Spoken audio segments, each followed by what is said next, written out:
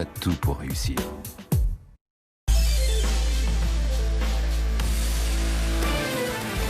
BFM Business. L'émission 100% placement. BFM Patrimoine. Cédric Decoeur. C'est la deuxième heure de BFM Patrimoine. On vous accompagne jusqu'à midi comme chaque matin pour vous permettre d'être au contact de toute la vie économique et financière et gérer du coup au mieux votre argent, vos placements. On file tout de suite rejoindre une salle de marché, en l'occurrence celle de Fastea Capital à Nantes qui nous ouvre ses portes et Thibaut François qui nous y attend. Bonjour Thibaut. Bonjour Cédric. Bon, début de séance, on se disait oh là là ça va être dur, il y a la perspective de l'élection américaine, on va un petit peu se regarder le nombril et tourner autour de notre point d'équilibre. Et puis après une demi-heure, une heure de cotation, on a commencé à prendre de l'altitude et nous voilà sur un peu plus d'1% de hausse. Qu'est-ce qu'on se raconte du coup sur les tables ? On se raconte que ça continue à être très volatile sur le marché. On gagne 1,34 là sur le CAC 40. On pourrait perdre 2%, on pourrait en gagner 2%, ça serait exactement pareil. Ça peut aller très vite dans les deux sens. Donc pour l'instant, beaucoup de volatilité parce qu'il y a beaucoup d'incertitudes sur le marché, c'est évident. Il y a bien sûr, vous en parliez à l'instant, il y a les élections américaines à partir de demain. On va en savoir, j'espère, un peu plus. J'ai bien dit j'espère, mais c'est pas évident qu'on ait un peu plus de visibilité sur les élections américaines d'ici demain ou après-demain. Donc on va voir par rapport à ça. On a bien sûr le confinement qui a été lancé un peu partout en Europe, qui sera lancé au UK aussi dans les prochaines heures. Donc tout ça crée de l'incertitude, crée beaucoup de volatilité.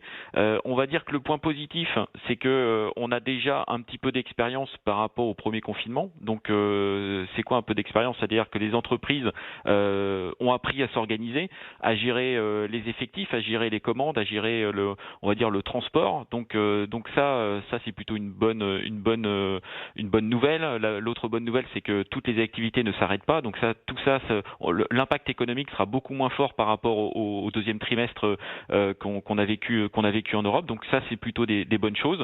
On a en plus des publications qui sont plutôt bonnes. Alors c'était des publications T3 sans confinement, donc difficile d'extrapoler bien sûr sur le quatrième trimestre. Mais en tout cas, les entreprises qui avaient déjà le confinement dans un coin de leur tête s'attendent forcément à un T4 qui sera moins bon, mais l'impact pourrait être plus faible. Et en tout cas, elles n'ont pas rechargé comme elles auraient dû sur le quatrième trimestre. Donc on peut s'attendre à des bonnes nouvelles aussi sur cette partie-là, sur le quatrième trimestre pour les entreprises. Donc tout n'est pas noir, il ne faut pas exagérer. Donc tout n'est pas noir, le marché a déjà baissé beaucoup. On est en baisse de 22% quand même sur le CAC 40.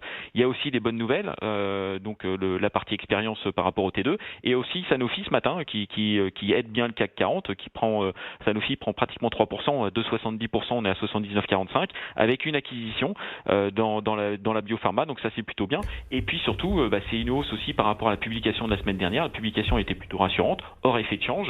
Je rappelle quand même que Sanofi, c'est l'un des principaux producteurs de vaccins au monde, et elle perd quand même 11% depuis le début de l'année, avec une valorisation qui est, à mon avis, qui n'est pas exigeante du tout. On est à moins de 10 fois l'EBITDA, ça se paye moins cher que le private equity en moyenne aujourd'hui pour une des plus grandes entreprises françaises et un des plus gros producteurs de vaccins au monde. Donc c'est vrai qu'on a des écarts de valorisation qui ne sont pas justifiés à mon avis, et Sanofi reprend 3% ou pratiquement ce matin, et ça me semble tout à fait normal. Donc tout n'est pas noir, il ne faut pas voir tout en noir, il y a quand même des bonnes nouvelles. Maintenant le marché va rester extrêmement volatile dans les prochains jours et même dans les prochaines semaines. Donc bien sûr on est quand même assez prudent par rapport à tout ça.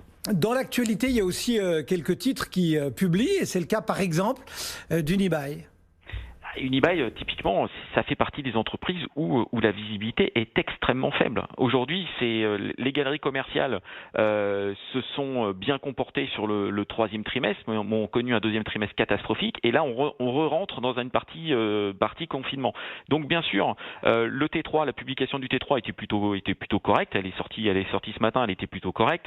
On a un taux de collecte, notamment en Europe continentale, qui remonte à 91%. Donc, on retrouve un petit peu de normalité dans les galeries commerciales commercial sur le troisième trimestre, mais patatras, le quatrième trimestre va être beaucoup plus compliqué. En plus, on arrive avec une situation financière qui est un petit peu plus tendue que ces derniers mois. On a en plus une assemblée générale qui arrive le 10 novembre et qui va être forcément chahutée.